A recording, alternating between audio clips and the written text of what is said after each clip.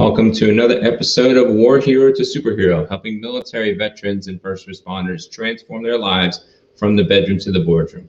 I am one of your hosts, Daniel Faust. So, we're a little tardy again, but sometimes you got to take care of bedroom and living room ops to go over and to serve you guys. So, thank you for being patient with me no matter when you watch this live or you're watching this on the replay. So we've been talking about this month, it's March, and it's about spring is going to come, and what typically happens is growth. And what happens in growth, we need in all places from the bedroom to the boardroom. So we talked about growth yesterday on how to deal with your mess. Now we're going to go dive in on how to actually use that. And again, we use our story as a testimony for you guys to not walk into the same thing, because we want you to learn and live. As transformation from war hero to superhero, we never want you just to go over and walk into the frag. We want you to be aware of the frag is there and to avoid that if all possible. So today we're going to be talking about growth in the bedroom and not talking about the M and the E in the mess, which is your mental and emotional well-being. So as we go over and go through life, we are filled from those four things: mentally, emotionally, socially, and spiritually.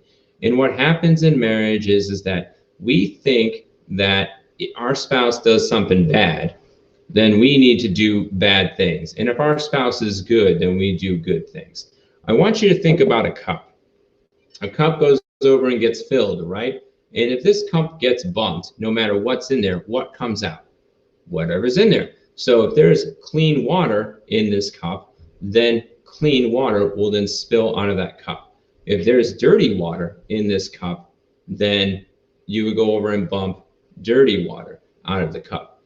In marriage, it's the same thing, that we already have our cups filled from our lives, from what we came through. And we're going to jump into that in a minute, but I want to ask you some questions. What is in your cup? Do you think you have clean water in there, or do you have dirty water? For myself, I had dirty water inside there, and I am continually to go over and to purge that. But my first 7 years of marriage, my cup was pretty dirty, and we'll get into there in a moment. But the question we need to ask before we get into my dirty cup, in a sense, is how do you get the dirty water out? You could have gone through a lot of brokenness. You could be in your second marriage. You could have had stuff with going to war, or as you're on the front lines, or maybe you had a bad childhood or whatever it is. Now you want to go over and say, I want to reconcile my marriage. I want to work through my marriage. I want to grow in my marriage. How do I get the dirty water out? Well, we got to change what you pour into that cup. There's going to be people and connections and different things. So I want you to imagine the Mississippi River.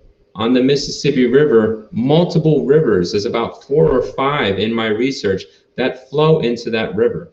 And that's the same thing for us. What flows into us that makes us who we are in the bedroom and then comes out into the living room and then eventually goes out into the boardroom is these things: thoughts, feelings, social connections, and spiritual roots. All flow into us, and then it goes into our cup, fills us up.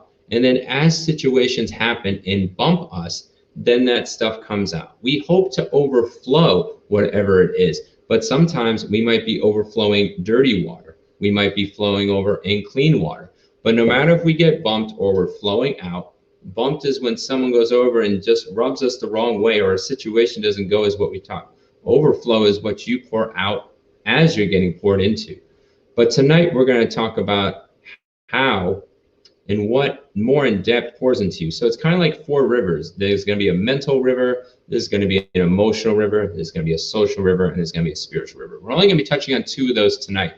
So if this intrigues you and you're listening and you have questions, you have thoughts, go put that in the comments. If you like what you're hearing, put a thumbs up or put a heart. But we're going to dive into 2 of these tonight, on the mental side and the emotional side. So come join in. And again, we're going to pour into you so we can hope for you to pour out the clean water. So let's dive into that first river, that mental river. So what do you think about, and think about yourselves? What do we think about ourselves as we pour out? Like, what goes over and shapes us? Well, what happens is our thoughts go over and shape us. So where do those thoughts actually come from? So here's some of the places that it comes from. It comes from childhood, from the time that you were born until you left the house and until pretty much you got married, your mother and your father in your childhood and those memories went over and shaped you. What also went over and shaped you was your parents and your siblings. Your parents are more of a direct influence. Your siblings were like an indirect influence. And then you had friends. So once you became a teen, your parents and your siblings were more not as active in that regard and became your friends. You remember when you didn't really hang out much with your parents and you went over and just hung out with your friends and maybe saw your parents maybe once or twice a week? You were like passing ships and sails. What went over and filled that mental river when you were with your friends during that time, from the time you started having friends until you got married?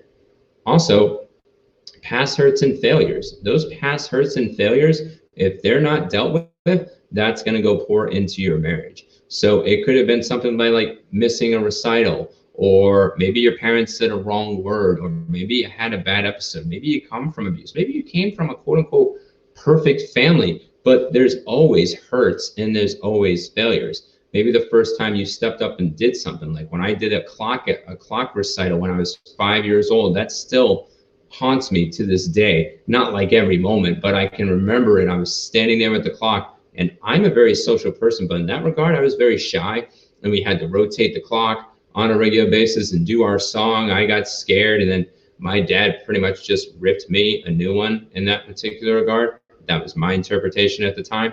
So I think it was more about positive coaxing, but I didn't take it as positive coaxing. I took it as different. I took it as a past hurt. I took it as a failure. And that shaped me for a long time in that particular regard. Also with my brother's death and then other things I went through in sexual molestation, parents' divorce, there is past hurts and failures that go over and affect us, that will affect that mental river. And there's also lies that we go over and believe, lies that we were going over and told, lies that we come from society, television, media, all those types of things. And it goes over and shapes that mental river from when we go over and get married. When we get married, a lot of times we do those covenantal vows because as those rivers affect us, and now you start seeing it come into the bedroom, we tend to want to escape from there, because that's one thing we can get away from in that particular regard. We think it's the person, but more of it is ourselves. So I'm going to tell you a story about myself. I'm going to tell you a story about me when I was 12 years old. So by the time I was 12 years old, I already had several lies created. I had a brother, I had a sister, I had a mom and a dad. So in that particular regard, I already was hit by a car at that point, once at that point. I went over and was made fun of on a regular basis from the friends that were at school pretty much every single day. My siblings, my brother, not so much, but my sister on a regular basis. And then going through wrestling with where my parents were going to be. So about 12 years old, I kind of stayed there and stayed stunted. Where it really became actually frozen was a few years later when my parents got a divorce and then my brother died, and then the sexual molestation, which didn't come to reality to me mentally. That mental river didn't actually transmit, even though it was happening, until my 30s. And I pretty much stayed that 12 to 15-year-old boy. And I mentally brought that into marriage at 25 years old. So sex looked really weird and communication looked really weird and stuff like that. Ridicule and mocking and sarcasm and those types of things were in my home. I had quote unquote good friends. We went out and did sledding and do night tag and freeze tag all the time.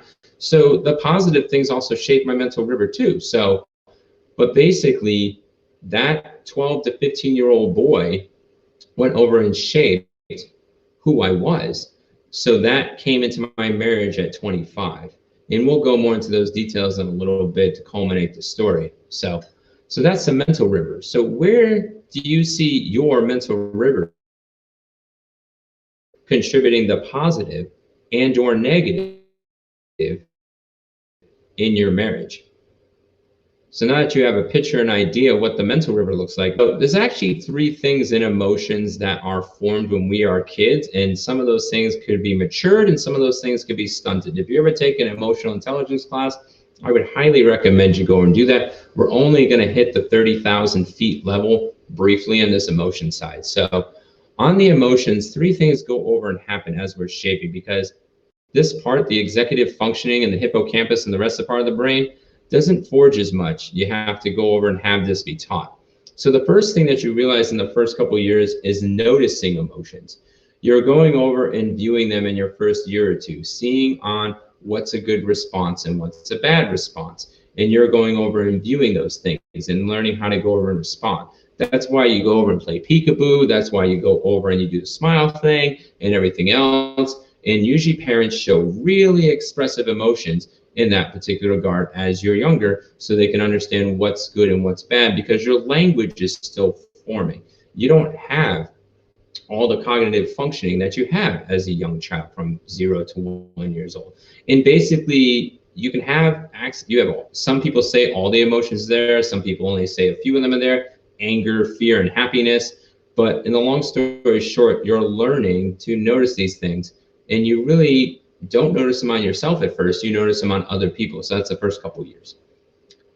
Then as a couple of years go along, you get to like 2 to 5 years old, you're going over and learning to express those emotions. And if you've ever been in a grocery store with a kid, they express their emotions. They express themselves either really happy, really excited, really angry, really sad, really drained, or whatever it is. And we would go over and those kids would go over and do that. And we have to, as parents, to go over and to balance those things out and how to express. When's a good place to express that? When's a bad thing to go over and express that? From basically now, the next one is the last major one, is managing. This one's actually starts between 5 to 12 and then is continually developing pretty much for the rest of our lives. And wherever we got stunted, either in noticing, because sometimes some people don't see those things, they don't know how to read the facial body effects, from going over and expressing. Like if you were not allowed to express your emotions, or you were so always allowed to express them in an exuberant way, then typically you'll go towards that. Like you'll meet certain cultures that are a lot louder speakers than others, and other people that are super quiet and reserved. It's cultural, and then it's also personality and everything else. But the managing portion is now starting to learn from 5 to 12, going on refining as a teen, and now we're continually refining and growing and managing there. But wherever stunting happened, and again, we're always growing in these three things: noticing, expressing, and managing. We would hope we would be at the point that, hey, I'm 39 years old and I know how to manage my emotions well. But there's parts that we go over and get stunted. So the question I have for this part is, how does this help in my marriage? Because now you have an understanding of what the mental and the emotional side is. How does this help in your marriage? And before I go into it, let me share the story of what happened when I got married. So again, I was emotionally and mentally stunted through all the stuff I went through, through parents and divorce and all the things I want to mention. And I got to basically 15 years old and my brother died. And I basically said, F you to faith, F you to Jesus, F you to people. I don't need to cuss, you get the point. So in that particular regard, I just kept filling that mental and emotional tank where we would ever go over and fill the need with people, fill the need with tasks, different things. I even went in the military on an emotional whim because I wasn't getting fed, relationally. So, because I wasn't getting that from the family of the desire that I was looking for, maybe it was unhealthy, and then also emotionally not getting those things. Maybe I didn't know how to manage correctly. I went in the military because of an emotional reason, on a mental, emotional reason that was down the wrong track. I went in there to get away from things. And that's what we do. When the river is overflowing with those types of things, we go to escapism, right? It's like anything else. If the river is going to get overbarged and everything, we can either go over and block the river, or we can ford the river, or we can escape the river. A lot of the times, we as humans, we tend to escape those rivers, mentally, emotionally. We can do that with drugs, we can do that with alcohol, we can do that with sex, we can do that with money, whatever it was. I didn't do anything quote unquote illegal, but my life wasn't looking up to par. So I went into the military, and that kind of filled my mental, emotional tank for a while in that particular regard. I came to faith a couple years later, but I didn't know how to manage all that stuff. So now I have this spiritual layer, which we'll talk about tomorrow, but I didn't know how to go over and manage it. So 5 years go by from when I have my faith and kind of learning some disciplines and stuff like that. but never practical lessons in a sense. They were more practical lessons at work in the boardroom. I didn't learn the bedroom lessons in that particular regard. I really didn't learn the living room lessons in that particular regard. So when I jumped into marriage, I think I'm managing my boardroom just fine. I have a new faith. I'm going to go over and do just fine. But that didn't happen. My mental and emotional rivers were never dealt with. I've been pretty much dammed up since 12 to 15 years old. And I'm talking about the dams that beavers would create. And I was dammed up from there. So now you connect with somebody and you're supposed to be mentally vulnerable, emotionally vulnerable, socially vulnerable, spiritually vulnerable, financially vulnerable, whatever you want to put in there, that open thing. And now I'm flooding on my wife and all the crap that was in that dam when I did that. So I went into this, wordsmith, con artist, borderline verbally abusive husband, and not in the sense of like calling her really heinous things, but demeaning and detracting and all those things. And I'm not proud of what I went over and did. And I basically did that for 7 years until that day, June 1st of 2013, when we lost a job, and then it was her birthday, and then I was threatened divorce all on the same day. And then I went home and it was a 3-hour spiritual nut kicking. I'll just call it straight what it is. And I had to really now deal with my mess because I was pouring so much on her. It's like, just like the Mississippi. The Mississippi has those 4 rivers pouring in, but they flow at a certain point, and that makes the Mississippi River flow. But if all 4 rivers flowed on through a dam and then just busted out, that river would go destroyed. That's why typically when hurricanes come in, there's too much water too quick, and that's when the levees break. And that's what happened. I kept pushing on my wife's levees with all my mental and emotional stuff. And I kept walking through the cycle. I would push just enough to go over and to heal, use sex or money or gifts as a healing thing. Then the stress would build up either from the boardroom or in the living room or the bedroom or all the junk from my past. And then it would come like a verbal slaughter show. I would destroy her, then see the error of my wrong, and then try to reconcile and do it again. It was a horrible, vicious cycle, which I'm glad that the Lord and also the wisdom that I'm sharing with you goes over and helps in that particular regard. So in that particular regard with this story, how does this help my marriage? How does this help your marriage?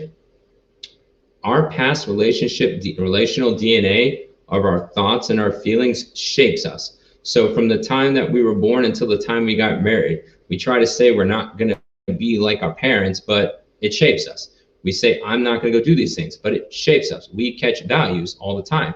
And if we're not aware and we continue to let it flow, just like it did from year 1 to year 7 in my marriage, which real quick, that's 84 months of pretty much mental and emotional flooding that I did to my wife, it will dictate your actions and responses in your marriage. And what really is, it's not a response, it's a reaction. A response is a cognitive decision how you're going to make something. Like when you go choose the vote, you just don't go on the whim and go do that. Some people do, but usually you think about voting, you do the research, you make an intellectual decision based on your values and your thoughts and where you're at in that stage of life.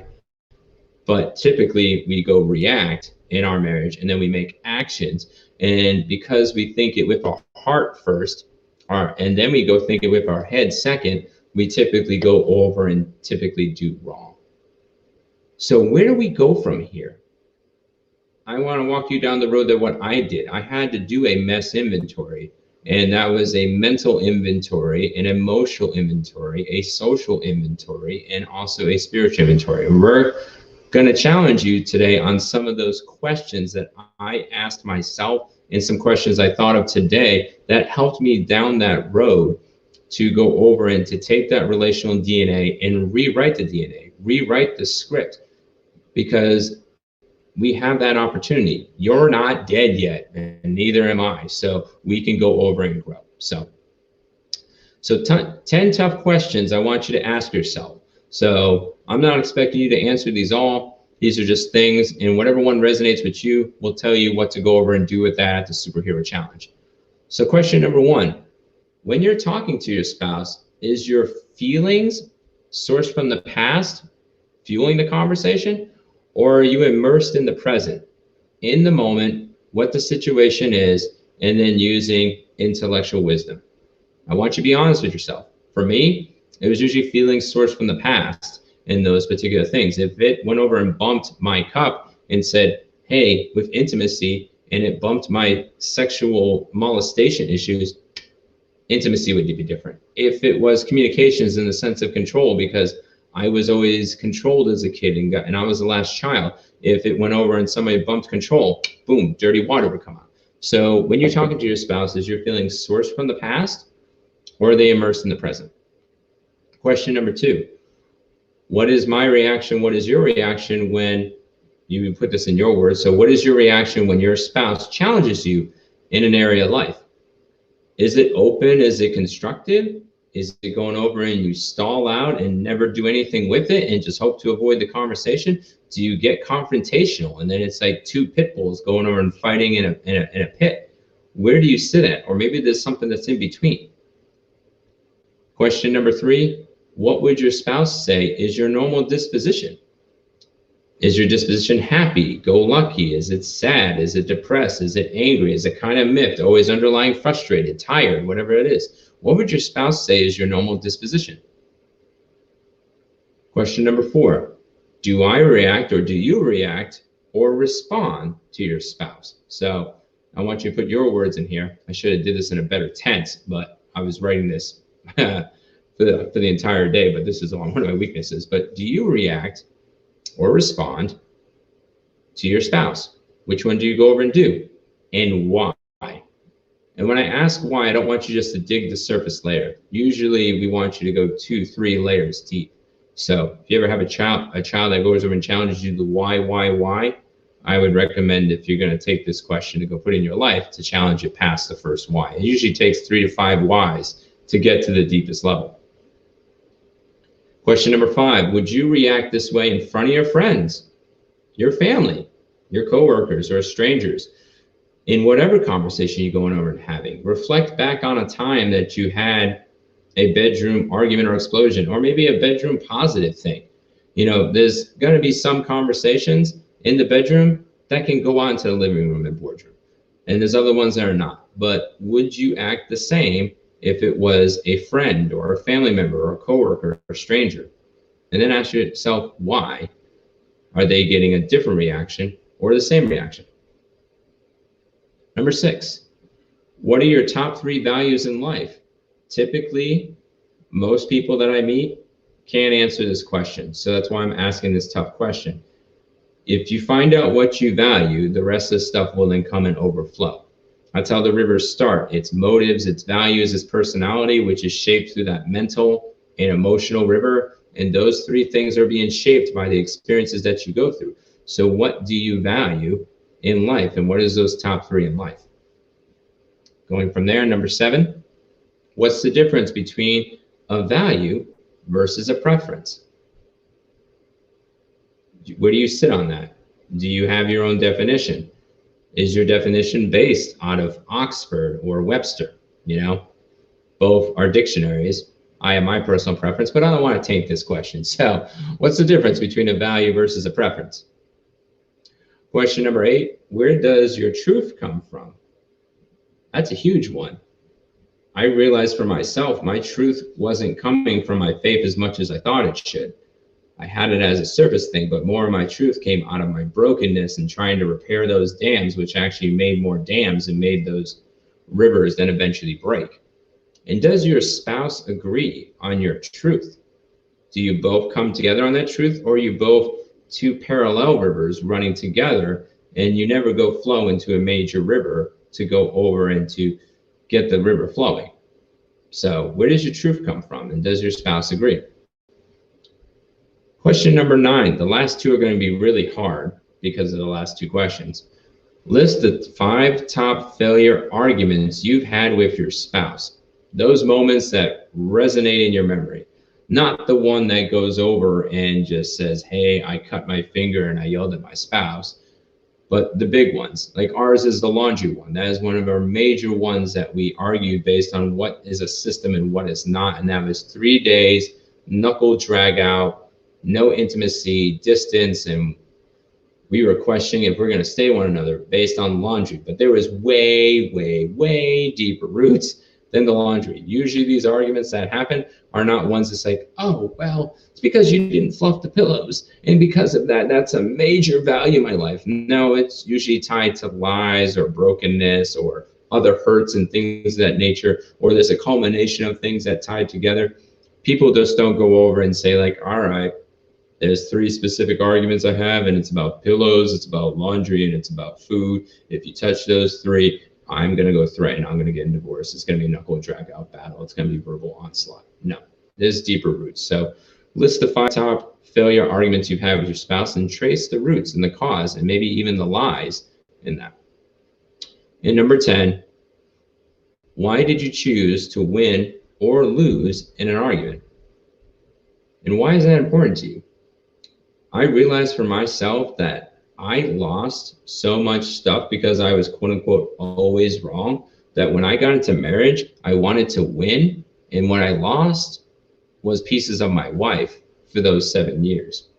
I always lost a piece because I always was trying to be right. That was one of the major things that resonated with me on that June 1st, 2013, when that spiritual nut kicking came, and I'm just gonna be blunt, that's what it felt like, is that my mind's highly visual, and I traced back those 7 years in almost every argument.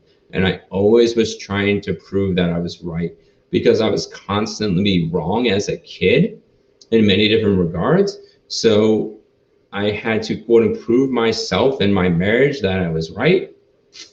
Again, that was a lie that went unbelieved. So why do you choose to win or lose in an argument, and why is it important to you? So in summary of all these 10 questions, what's the point?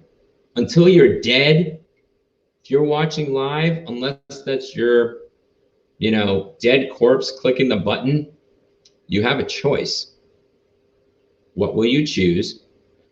And you have 2 choices, and this is every single day in the relationship you have. And when you wake up tomorrow, you have a choice. And when you mess up, even in that day, you have a choice. And even when people say you don't have a choice, you have a choice. You have a choice to either have growth or stagnation. You got to make that choice. I know what I want for you, but you have to go make that choice. So I want to thank you for going over and joining. In each and every episode, we have a superhero challenge. So there's not just any rhyme or reason I'm staying up at 9:27 in the evening to go over and do this. Your superhero challenge for the day is choose a tough question and share the number with us. Not to go over into, just get numbers and anything else. It's so we can encourage your growth. We want to be there to help you go over and grow. That's what our whole heart wants to be. So go over and choose a tough question and share the number. You don't need to go share all the details and the answers that you got. That is your choice. This is always a conversation. It's always a dialogue. We would love to have more, but we want to take this small for today because there's a lot of weight to add to the conversation. So our superhero challenge you again is choose a tough question and share the number with us so we can encourage your growth. So we want to thank you for going over and joining us. We thank you for going over and watching these episodes each and every day that we do Tuesday through Thursday. If you want to go more in depth with us, you can go watch our show. We will be rebooting starting in April, our 2nd season of War Hero to Superhero. So you'll be able to get more in depth and more time to go over and to connect with the questions on that particular guard in the conversation. This is on Simul TV. You can find this on your Amazon, your Roku, your Apple, and everything else. And if you are struggling and you want us to go over and help serve you, we give 20 minutes free to every single military veteran and first responder. We'd hope to connect with you. Just find us on Facebook or your social media of choice and go over and direct message us. And last and certainly not least, we'd like to go over and thank our sponsors for empowering us each and every day to get the message out there for your transformation from war hero to superhero. So thank you, Mike. Millions of men and women have served this great country. However, over 40,000 veterans sleep on the streets every night. 20 veterans commit suicide on any given day. Veterans have been left without medical services while they suffer from mental illness and addiction. They are dying alone. Join Armory Dog and the Veterans Project to help serve this forgotten community of heroes. Veterans is a place for our men and women who have served our great country giving them a place to stay and rehabilitate in a safe and positive environment. Please help support the Veterans Project so that these men and women can get back on their feet and find their purpose for living. The Veterans Project will house 10,000 veterans, getting them off the streets, back into society, and utilizing their skills as they once used to serve our great country. Veterans Not Forgotten. Join us now.